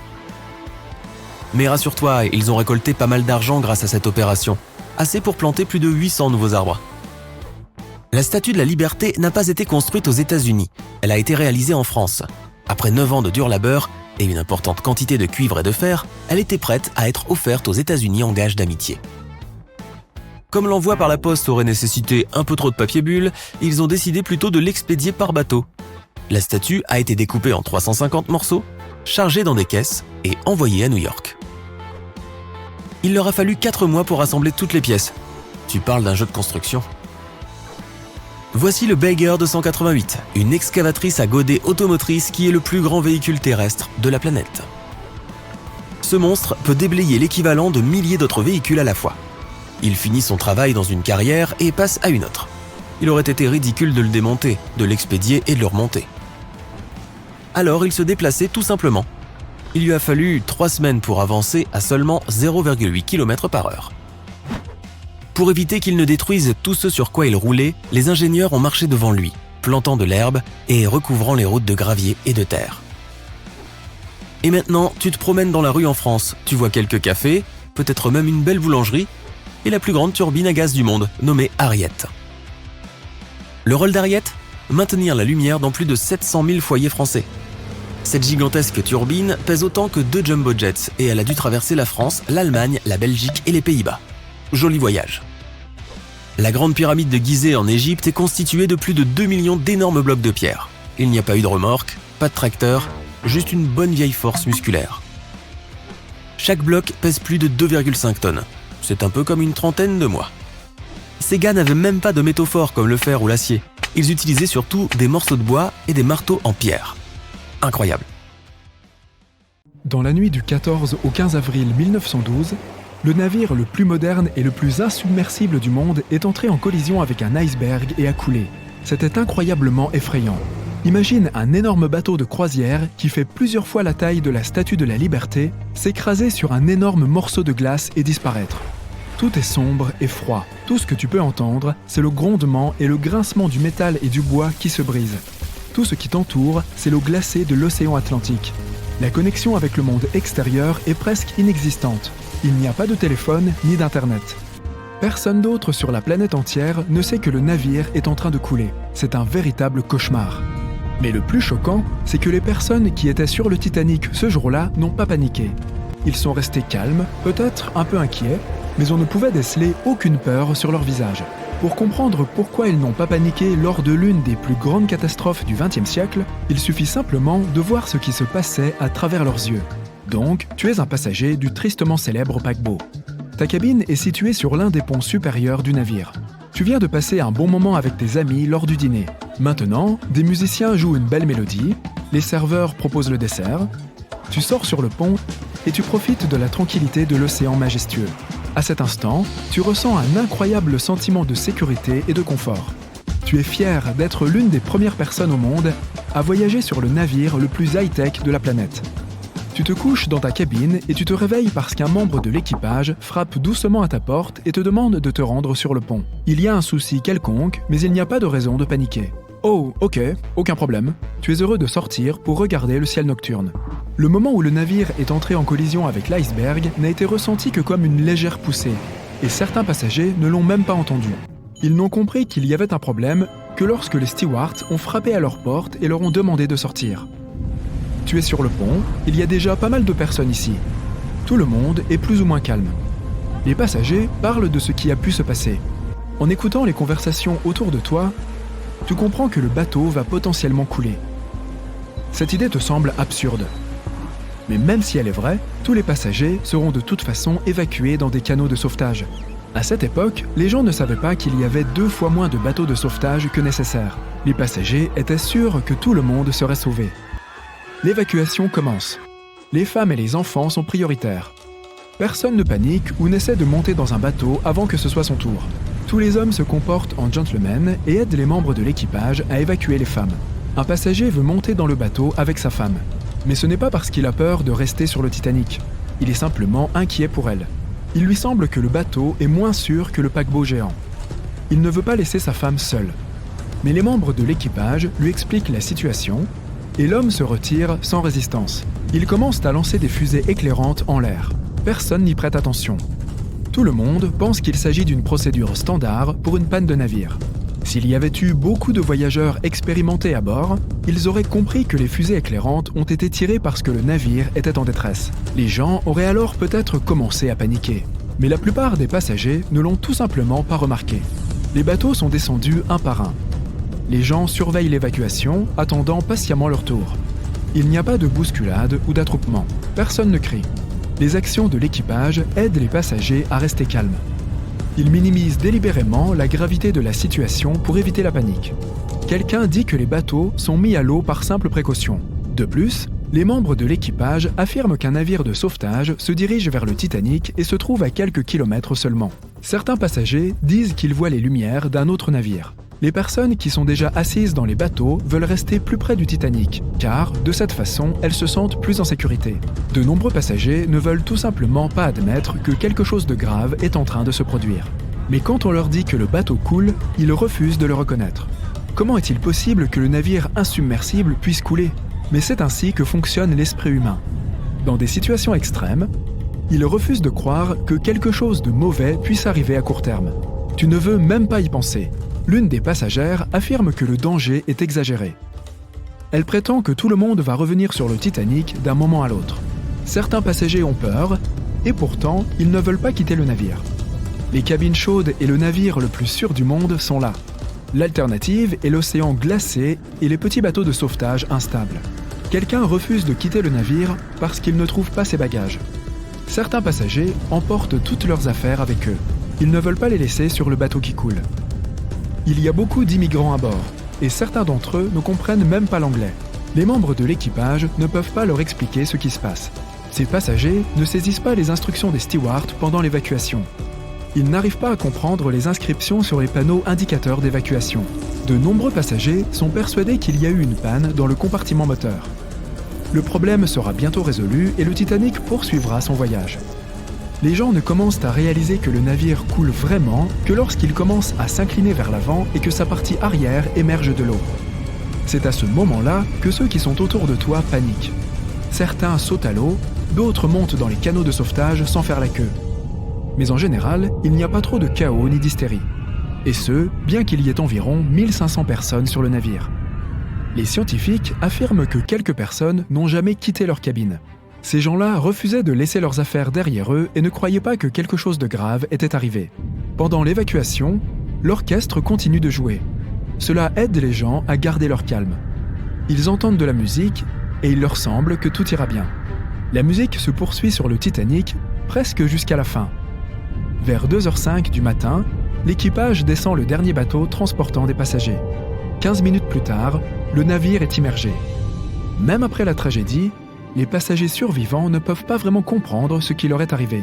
Ils se souviennent d'avoir embarqué sur les bateaux et de s'être éloignés de l'énorme navire. Certes, ils n'oublieront jamais cette vision de le voir couler sous l'eau. Mais même après un certain temps, ils ne réalisent toujours pas vraiment la terrible catastrophe qu'ils viennent de vivre. Quelque temps plus tard, les gens ont commencé à écrire des livres sur ces événements fatidiques. Ils ont réalisé des documentaires et des longs métrages. La nouvelle de la catastrophe du Titanic était dans tous les journaux. Elle s'est répandue dans le monde entier. Dans toute description de ce jour-là, la tragédie ressemble à un terrible désastre. Mais ceux qui étaient présents affirment qu'ils n'ont pas vraiment ressenti une peur bleue. Ils n'arrivaient tout simplement pas à croire ce qui se passait.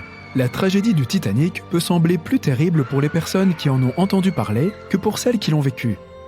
De nombreuses personnes dans le monde ont refusé de monter à bord des grands paquebots après la catastrophe. Ils avaient peur de ce qui pourrait leur arriver. En même temps, beaucoup de passagers qui ont survécu au naufrage du Titanic ont continué à voyager sur d'autres navires. Une femme a même survécu à 3 naufrages, dont celui du Titanic, et a continué à voyager. Et si des personnes avaient essayé de soulever le Titanic du fond de la mer?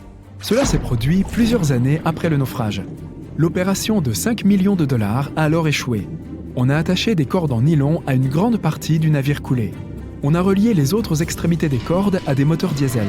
Pour toute l'opération, on a utilisé un mini sous-marin. Un morceau du Titanic, pesant 21 tonnes, était en train d'être remonté quand une des cordes a cédé. Et puis, un par un, les autres câbles ont commencé à se rompre aussi. L'énorme morceau de navire est retombé au fond de la mer.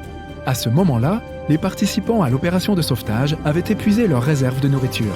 Et comme la côte la plus proche était assez éloignée, ils ont décidé de ne pas tenter une nouvelle fois leur chance. T'es-tu déjà demandé ce qu'il reste du Titanic de nos jours? Si tu ne vis pas dans une grotte, tu sais probablement que cela fait plus de 100 ans que le navire le plus célèbre du monde est devenu une épave. Le RMS Titanic, le plus grand paquebot du monde au début des années 1900, a coulé lors de son voyage inaugural, quelques jours seulement après avoir quitté le port. Le navire a heurté un iceberg le 14 avril 1912, emportant plus de 1500 passagers sur les plus de 2200 qui se trouvaient à bord du navire à ce moment-là. Même si cela peut paraître choquant, le Titanic a été construit en 3 ans et a coulé en 3 heures seulement, sachant que de nos jours, la construction du navire aurait coûté plus de 210 millions de dollars. Il a été vu pour la dernière fois à la surface de l'Atlantique à 2h20 du matin. Et pendant plusieurs décennies, c'est la dernière fois que les gens l'ont vu. Ce n'est qu'en 1985 que l'océanographe Robert Ballard a découvert l'endroit où se trouvait l'épave du navire. Et certaines parties du Titanic sont redevenues visibles. L'une des premières découvertes faites par l'expédition de Ballard est que le bateau a effectivement été coupé en 2 avant de couler. Les premières missions d'exploration de la partie du fond de l'océan où repose aujourd'hui le Titanic ne permettaient de voir que la coque et le pont du navire. Selon Ballard, le principal objectif de ces missions était de comprendre comment préserver les ruines de la détérioration. Un autre objectif était de récupérer les très nombreux objets personnels éparpillés au fond de l'océan. L'explorateur a ensuite déclaré que la vue du fond était aussi choquante qu'émouvante. Dans le champ de débris qui entourait l'épave, l'océanographe a découvert une multitude de petits objets et des faits personnels, dont beaucoup ont été ramenés à la surface. Il y avait des chaussures, certaines plus chics que d'autres. Il y avait des morceaux de vêtements qui appartenaient à des membres de l'équipage. Il y avait d'énormes hélices. Si à la surface elles brillaient et resplendissaient, au fond de l'océan, elles étaient enfuies et dévorées par le sable. Ballard a souligné que la zone où les ustensiles de cuisine étaient éparpillés mesurait plus d'1,5 km de long.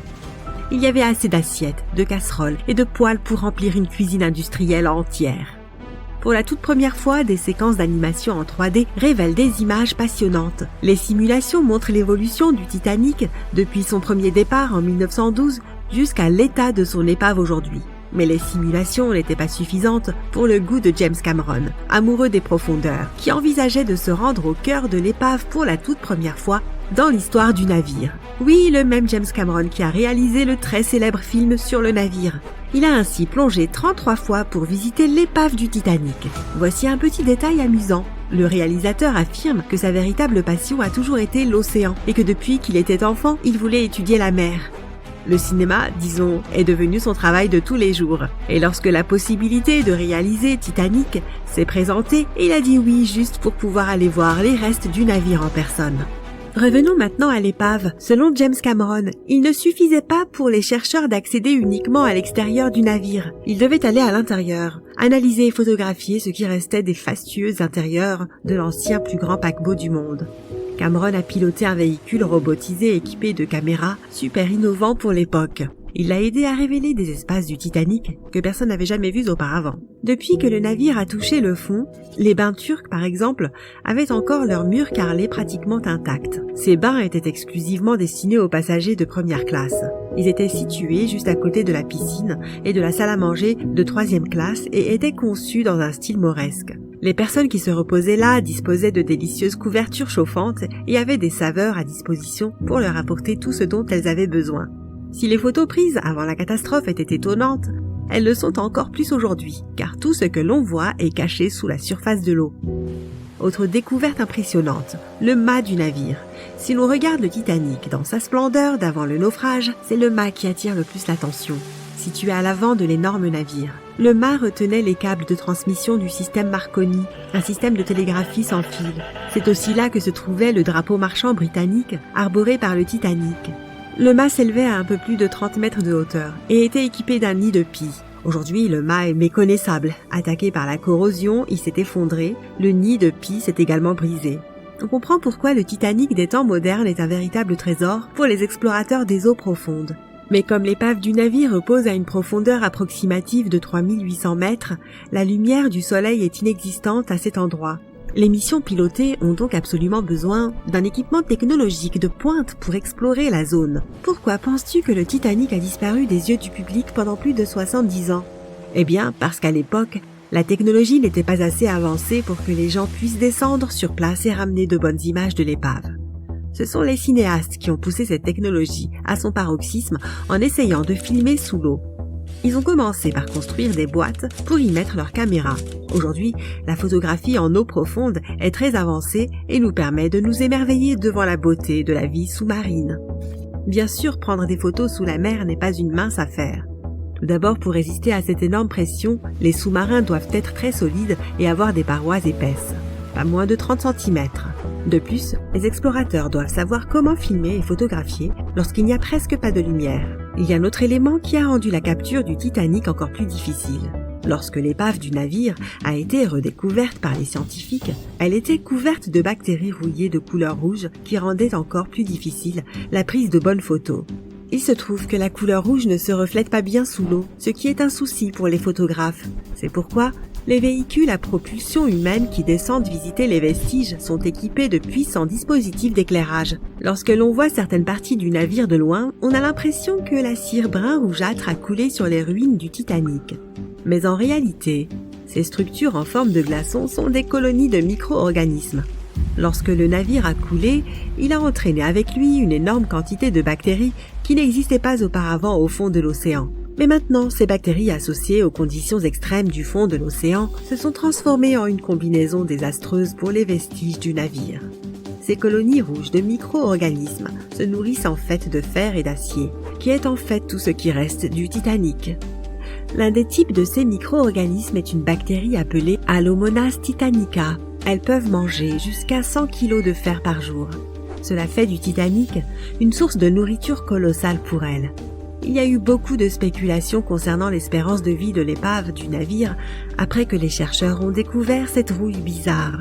Mais selon Cameron et son équipe de recherche, le Titanic ne va pas disparaître de sitôt. Lors d'une des dernières expéditions sur l'épave, un véhicule piloté a été financé pour identifier spécifiquement une cabine de luxe. Elle appartenait à un passager très important, Sir Benjamin Guggenheim. Oui, comme le musée, Guggenheim était le fils d'un magnat de l'industrie minière et un membre de l'élite qui a embarqué sur le voyage transatlantique du Titanic. Né à Philadelphie, Guggenheim rentrait chez lui aux États-Unis. Mais comme nous le savons tous, il n'a jamais atteint sa destination finale. Pour un prix allant de 400 à 800 livres en 1912, soit l'équivalent de 84 000 livres de nos jours, on pouvait réserver un logement appelé cabine de luxe. Les cabines du Titanic étaient les chambres de première classe les plus luxueuses. Elles étaient situées sur les ponts B ou C et étaient décorées dans plus de 11 styles différents, allant du jacobéen au géorgien en passant par la Renaissance italienne. Et la liste est longue. Ces chambres étaient remplies de boiseries et de marqueteries, sculptées dans des essences de bois exotiques et rares, comme l'acajou, le chêne, etc. Guggenheim occupait l'une de ces cabines ultra luxueuses. 100 ans plus tard, l'un de ses descendants a financé une mission entière dans le seul but de localiser la cabine exacte où l'homme a séjourné. Cette expédition est devenue un documentaire pour National Geographic. Et oui, ils ont réussi à identifier la cabine de luxe de Guggenheim. Alors bravo à eux. C'était le début de l'année 1912. Un morceau de glace géant s'était détaché d'un glacier dans le sud-ouest du Groenland. La glace était composée de neige qui était tombée des milliers d'années avant l'événement. Peut-être même à l'époque où les mammouths parcouraient encore la Terre. L'iceberg a alors entamé son voyage. C'était un objet colossal, plus de 520 mètres de long et pesant plus de 75 millions de tonnes. Mais c'était aussi un morceau de glace très timide. Il s'est tenu à l'écart des navires et des voies de transport fréquentées. Et puis, pour une raison quelconque, il a flotté beaucoup plus au sud que les autres icebergs. Notre iceberg a eu de la chance, les autres fondent généralement bien avant d'arriver sous ces basses latitudes. Sur les 30 000 icebergs qui dérivent des glaciers du Groenland, seuls 1% parviennent à atteindre l'Atlantique. Même après avoir fondu dans l'eau pendant des mois, cet énorme bloc de glace était encore presque 2 fois plus lourd que le Golden Gate. La partie supérieure de l'iceberg dépassait de 10 étages la surface de l'océan. Plusieurs jours avant que notre iceberg n'atteigne l'océan Atlantique, un magnifique navire a quitté le port. C'était un paquebot de luxe transportant plus de 3000 passagers et membres d'équipage. À l'époque, c'était le plus grand navire jamais construit. Il s'agissait du Titanic. La fameuse collision a eu lieu le 14 avril, alors que le navire se trouvait dans l'Atlantique Nord, à 600 km de Terre-Neuve. Incapable de dévier suffisamment sa trajectoire, le navire a rompu au moins 5 des compartiments de sa coque. Ils ont commencé à se remplir d'eau à une vitesse alarmante. Les compartiments du Titanic n'étaient pas fermés en haut. C'est pourquoi l'eau a débordé et a commencé à inonder chaque compartiment successif. L'avant du navire a commencé à s'enfoncer, conduisant la partie arrière à se soulever verticalement dans les airs. Et puis, dans un rugissement assourdissant, le paquebot s'est brisé en deux. Le reste appartient à l'histoire. Mais qu'est-il arrivé à l'iceberg après cela ? Le 15 avril, le paquebot allemand SS Prinz Adalbert naviguait dans l'Atlantique Nord. Il croisait à quelques kilomètres de l'endroit où le Titanic avait coulé plusieurs heures auparavant. Le chef de cabine du navire allemand, qui n'avait pas encore appris la catastrophe, a vu un iceberg. Ce qui a attiré son attention, c'est une grande traînée de peinture rouge qui longeait la base de l'iceberg. Surpris, l'homme a pris une photo de sa découverte. Il pensait que la peinture signifiait qu'un navire avait heurté l'iceberg au cours des 12 dernières heures. La personne suivante qui a vu l'iceberg et en a pris une autre photo était le capitaine d'un navire posant des câbles de télécommunication en haute mer. Le navire avait été envoyé pour aider dans la zone où le Titanic avait coulé. Le capitaine a plus tard affirmé que l'iceberg qu'il avait vu était le seul dans cette zone. Si l'on ajoutait la peinture rouge, il n'était pas difficile de faire le lien. En 2015, l'une de ces photos s'est vendue aux enchères pour plus de 32 000 $. Et pourtant, les experts ne sont pas certains que l'image montre vraiment le tristement célèbre bloc de glace. Il pourrait s'agir d'un simple iceberg qui flottait à proximité à ce moment-là. Le grand navire insubmersible avait disparu, coulé au fond de l'Atlantique Nord où il se trouve encore aujourd'hui. Mais l'iceberg a continué sa route, laissant perplexes quelques témoins et se fondant lentement dans l'eau environnante. Il a disparu complètement avant la fin de l'année. À 23h40, le Titanic a percuté un iceberg dans l'océan Atlantique Nord. De nombreux objets ont été retrouvés et restaurés. Des parties du navire, des bijoux et des assiettes, pour n'en citer que quelques-uns. Il a fallu environ 3 heures pour que le navire soit complètement submergé dans ces lointaines eaux glacées. La nuit était froide et très animée. L'orchestre jouait et sa musique enchantait les passagers. Tout le monde était impatient d'arriver en Amérique. En 1912, traverser l'Atlantique en bateau était encore considéré comme un événement extraordinaire. Mais au fil de la journée, un vague sentiment de malheur imminent fit son chemin dans l'esprit du capitaine et des membres de l'équipage. Personne d'autre ne l'éprouvait cependant. Pour la plupart des passagers, rien ne pouvait arriver et la nuit s'annonçait des plus tranquilles. Pour eux, le Titanic était insubmersible. Quand on pense au Titanic, on songe rarement au personnel du courrier. Et oui, il y avait bien des agents de la poste à bord dont la mission était d'apporter du courrier en Amérique. C'est un métier tout ce qu'il y a de plus banal en apparence, mais pour être accepté, il fallait passer un examen très difficile. Et seuls les meilleurs candidats étaient sélectionnés. John Starr March, un Américain, était l'un de ces postiers qui gagnait entre 1000 et 1500 $ par an en travaillant sur le Titanic. En 1912, c'était un très beau salaire. Il ne faisait pas officiellement partie de l'équipage du navire, l'équipe du courrier était placée près des quartiers de 3e classe. Mais en jouant de leur influence, et avec beaucoup de ténacité, ils avaient obtenu un meilleur traitement, ainsi que l'accès à une salle à manger particulière. March s'était fait embaucher car il avait besoin d'argent pour subvenir aux besoins de sa famille. Et travailler sur un grand navire traversant l'océan lui convenait parfaitement. Il avait 51 ans à l'époque et était originaire du New Jersey. Malheureusement, il se trouvait à bord lors du naufrage du célèbre navire et il n'a pas survécu. Mais on a retrouvé une montre à gousset qui nous donne un petit aperçu de ce qui a pu se passer lors de cette soirée fatidique. Il s'agit d'un loquet en or gravé en filigrane et portant la marque de l'Elgin National Watch Company. À première vue, on se dirait qu'il s'agit du genre d'antiquité qu'on pose au-dessus d'une cheminée pour faire joli, mais l'objet présente quelques particularités inhabituelles. Il y a des signes évidents d'infiltration d'eau sous le verre et les aiguilles noires de la montre indiquent exactement 1h27. On peut se demander pourquoi elle s'est arrêtée à ce moment précis. Que faisait son propriétaire ? Les préposés au courrier assuraient le tri des envois postaux de manière parfaitement efficace à bord du Titanic. Ce n'était pas chose courante sur un navire de croisière. Les paquebots transportent généralement des sacs fermés pour charrier le courrier d'un port à l'autre. Mais la salle de tri installée à bord du Titanic permettait aux passagers d'envoyer des cartes postales à chaque fois que le navire accostait dans les zones de transit, en Irlande et en France.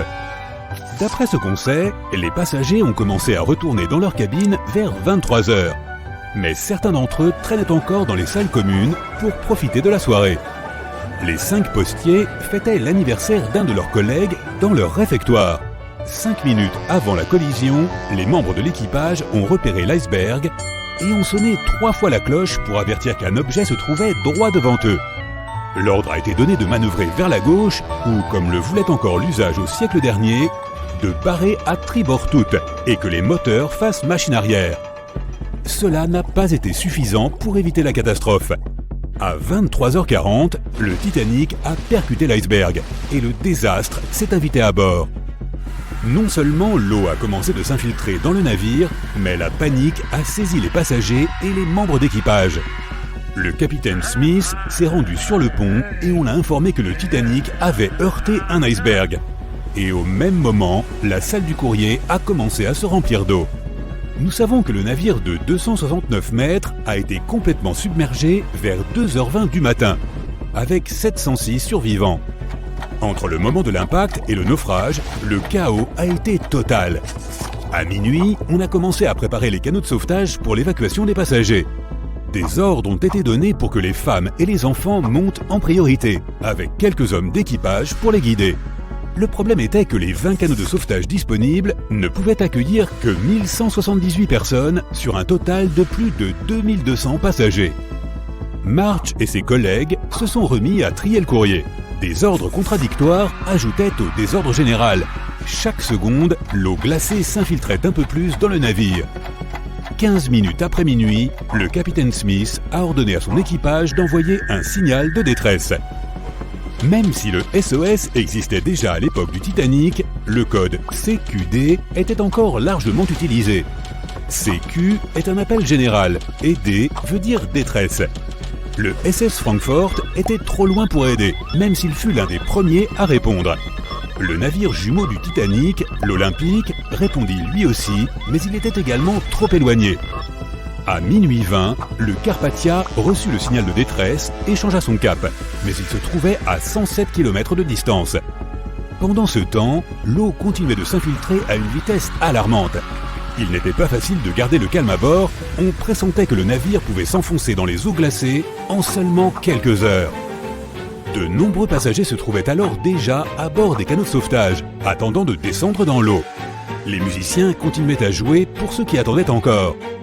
Du salon de première classe où ils étaient installés, ils étaient passés directement sur le pont. On ignore combien de temps ils ont joué et les morceaux choisis. Aucun des musiciens n'a survécu.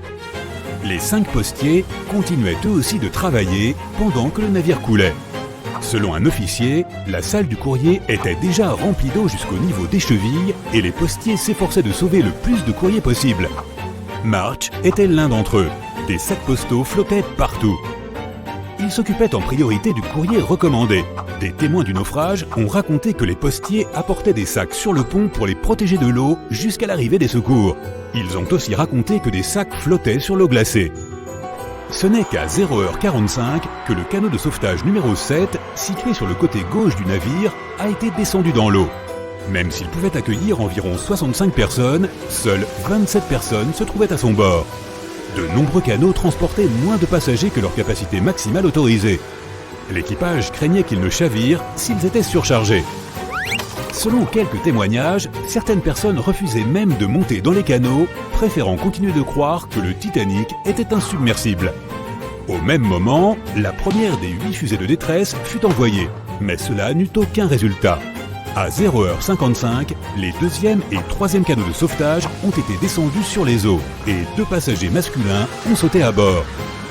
5 minutes plus tard, un autre canot a été descendu avec environ 39 personnes à son bord. À ce moment-là, l'eau touchait déjà le bas du grand escalier. Au cours des 20 minutes suivantes, d'autres canots ont été descendus, la plupart d'entre eux bien en dessous de leur capacité. Et toujours aucun secours en vue. Le Carpathia était toujours en route. La panique et la tension grandissaient. Ceux qui restaient sur le pont exprimaient leur colère. Vers 1h30 du matin, la situation devint incontrôlable. L'embarquement organisé des passagers vers les canots de sauvetage dut être interrompu. Et la montre de March, arrêtée 3 minutes plus tôt, suggère qu'il a pu participer à la bagarre opposant les membres de l'équipage aux passagers. Il a fallu 3 heures pour que le Carpathia arrive enfin. March ne faisait pas partie des survivants. Sa montre s'est avérée être l'une des découvertes essentielles parmi les objets retrouvés dans l'épave du Titanic. Elle a par la suite été rendue à ses 2 filles. Et aujourd'hui, elle se trouve dans l'une des collections du Musée national de la Poste. March a fait ce qu'il devait faire dans une situation désespérée. Le temps était extrêmement précieux pour les passagers du navire. Et cette montre nous a permis d'en savoir un peu plus sur l'histoire à la fois tragique et passionnante du Titanic.